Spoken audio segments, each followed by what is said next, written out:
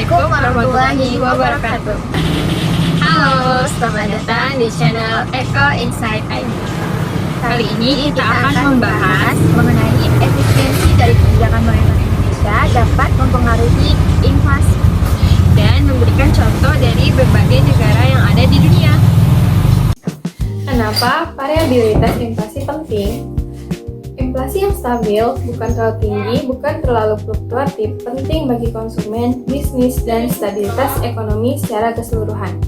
Ketika inflasi sangat variatif, sulit bagi pelaku ekonomi membuat perencanaan seperti harga, investasi, produksi, upah, dan lain-lain.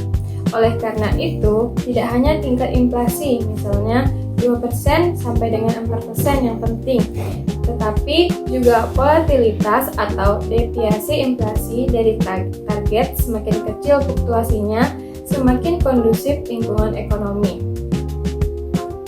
Mekanisme kebijakan moneter dalam menstabilkan inflasi. Kebijakan moneter melalui instrumen seperti suku bunga acuan, pengendalian jumlah uang beredar, operasi pasar terbuka, intervensi nilai tukar berfungsi untuk mempengaruhi permintaan agregat atau melalui suku bunga atau kredit. Yang kedua, mengendalikan ekspektasi inflasi, terutama jika otoritas moneter dianggap kredibel. Yang ketiga, mengurangi tekanan uang beredar yang bisa memicu inflasi tinggi atau fluktuasi harga. Sejumlah penelitian menunjukkan bahwa kebijakan moneter memang membantu stabilitas harga, namun efektivitasnya sangat tergantung pada struktur ekonomi, kredibilitas bank sentral, berkembang sektor keuangan, dan kondisi eksternal.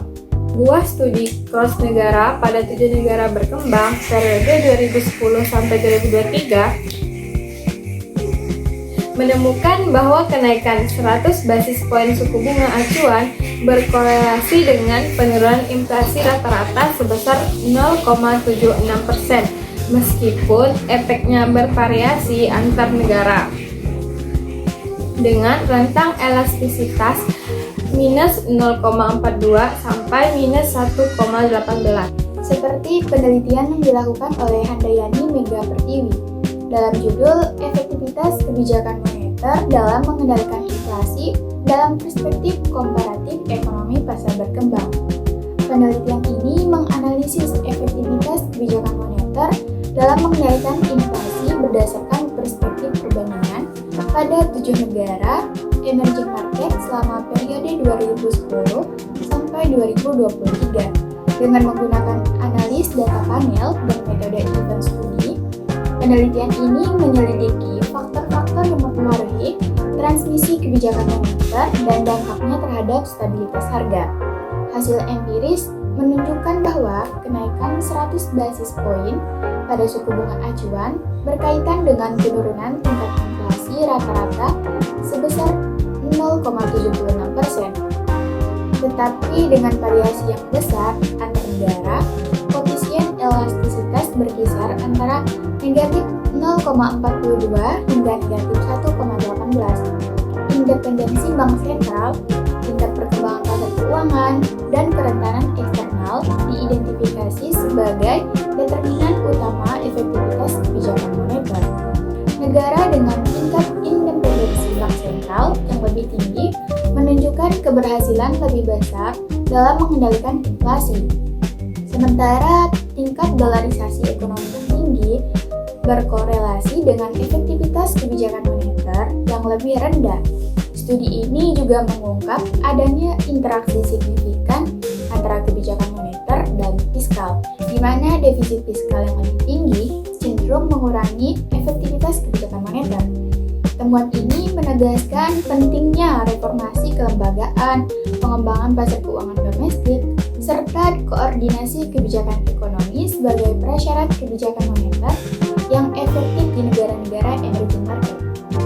Untuk kasus domestik di Indonesia, setelah implementasi kerangka kebijakan Inflation Targeting Framework atau ITF, sebuah penelitian menunjukkan penurunan dalam beberapa indikator volatilitas.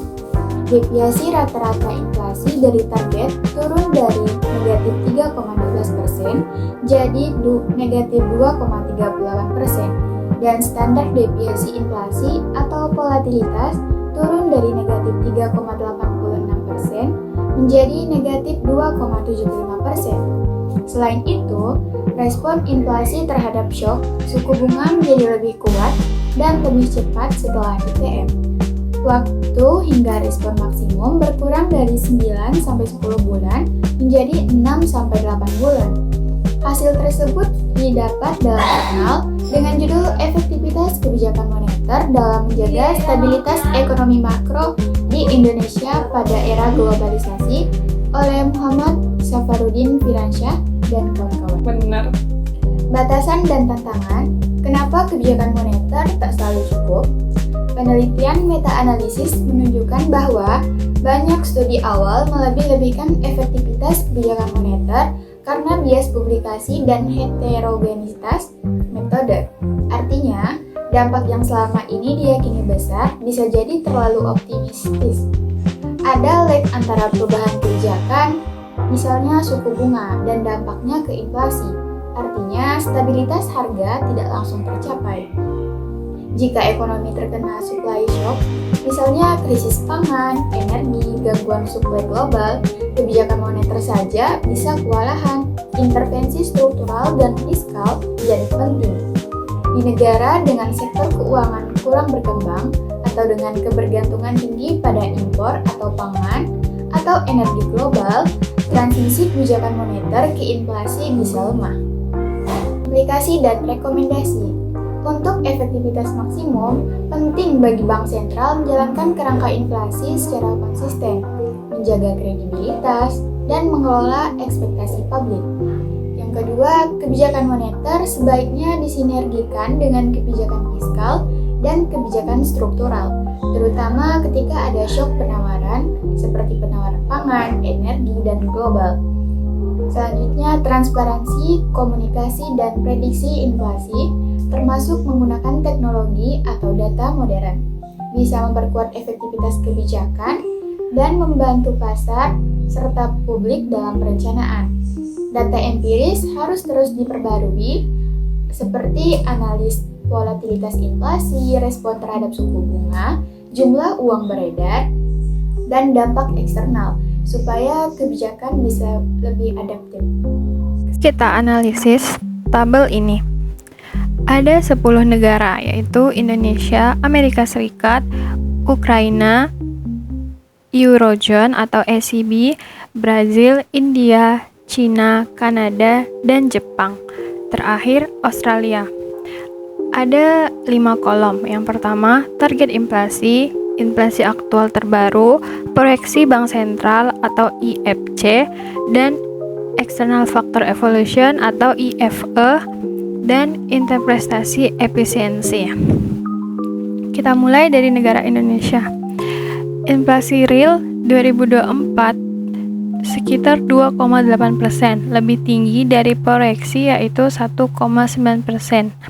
Menunjukkan beberapa, yaitu unexpected shock seperti harga impor energi. External factor evolution-nya menunjukkan BI umumnya mampu mendekati target, namun volatilitas eksternal cukup kuat. Yang kedua, Amerika Serikat dengan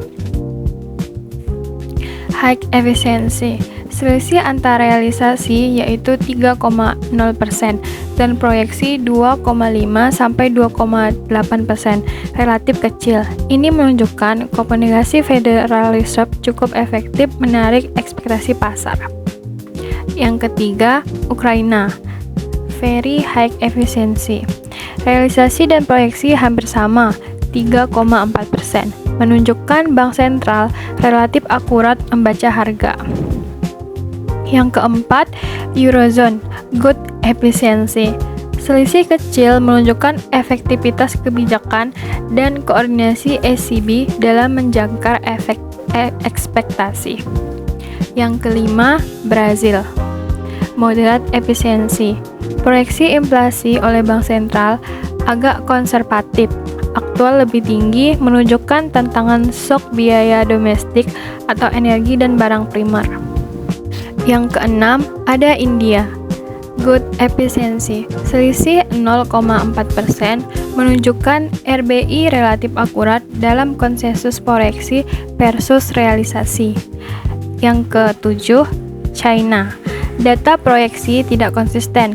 Proyeksi dari MUFG 4,9%, bukan proyeksi resmi Bank Sentral PBOC, sehingga angka EFE tampak besar. Jika dibandingkan proyeksi PBOC yang tidak dipublikasi dengan jelas, gap kemungkinan lebih kecil. Selanjutnya, Kanada, moderate efficiency. Realisasi juga bisa dipengaruhi faktor harga energi global atau headline inflation cenderung volatil. Selanjutnya, Jepang, high variability. Proyeksi inflasi rendah, sementara realisasi di atas target lama menunjukkan Bank Sentral kesulitan menahan tekanan harga domestik atau miss di layanan dan energi. Terakhir, Australia, moderate efficiency. Gap moderate menunjukkan proyeksi lebih rendah dan realisasi headline menunjukkan sedikit underestimation oleh Bank Sentral. Kesimpulannya, kebijakan moneter memiliki potensi signifikan dalam menurunkan variabilitas inflasi dan menjaga stabilitas harga, terutama bila dijalankan dengan kredibel, konsisten, dan didukung oleh sistem keuangan yang matang, serta kebijakan komplementer. Namun, efektivitasnya tidak otomatis ataupun absolut. Ada banyak faktor eksternal dan struktural yang bisa mengurangi dampak. Maka dari itu, keberhasilan kebijakan moneter harus diukur secara berhati-hati dan kontekstual. Sekian video kita pada kali ini. Ditunggu video selanjutnya. Bye-bye.